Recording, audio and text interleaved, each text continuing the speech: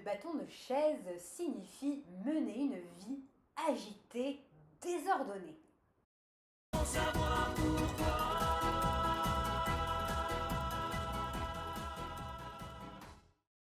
Pour comprendre, il faut remonter au XVIIe siècle, à l'époque des chaises à porteurs.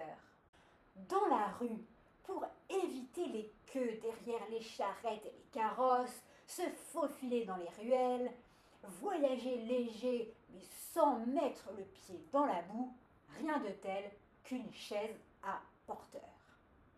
Elles étaient composées de deux grands bâtons attachés l'un et l'autre de chaque côté de l'habitacle, dans lequel se trouvait une personne assise à transporter. On peut concevoir la vie de bâton de chaise de deux façons différentes. D'une part, pour les bâtons de chaise eux-mêmes, les porteurs utilisaient ces bâtons de chaise à l'avant et à l'arrière pour porter la chaise, mais pas que.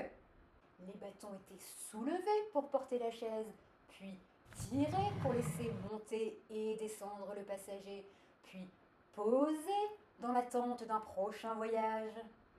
Ils étaient sans arrêt touchés, manipulés jusqu'au rangement définitif de la chaise. Mener une vie de bâton de chaise était effectivement une vie très agitée et désordonnée. D'autre part, mener une vie de bâton de chaise peut aussi renvoyer à la vie humaine. Mais dans notre cas, on peut se demander à la vie du porteur ou à la vie du passager? Eh bien les deux.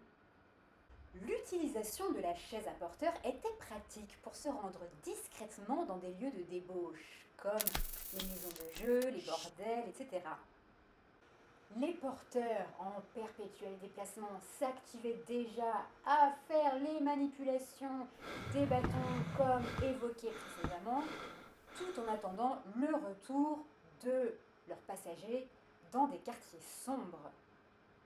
Ils devaient de plus bien tenir leurs bâtons pour ne pas se les faire voler, voire même s'en servir pour se défendre. On retrouve bien là la vie de bâton de chaise du porteur. Quant au passager, sa vie de bâton de chaise était une vie agitée et désordonnée, mais de façon plutôt malsaine. Passant d'une vie exposée, tout à fait rangée en journée, à une vie cachée de débauche, sans horaire fixe la nuit, entre le jeu, le sexe. Avant notre petit jeu qui fait un peu travailler les méninges aujourd'hui, si tu as appris quelque chose, like, partage, abonne-toi sur YouTube, Savoir Pourquoi Lorraine, Facebook, Insta, TikTok, Savoir Pourquoi. À bientôt pour une prochaine expression et d'ici là, fais bien attention à toi. Et maintenant notre petit jeu. Arriveras-tu à trouver tous ces moyens de transport dont les lettres sont dans le désordre? Réponse la semaine prochaine. Et la réponse au jeu de la semaine dernière, c'est le Havre qui n'est pas une ville bretonne mais une ville normande. Menait au père la chaise, une vie de bâton de chaise.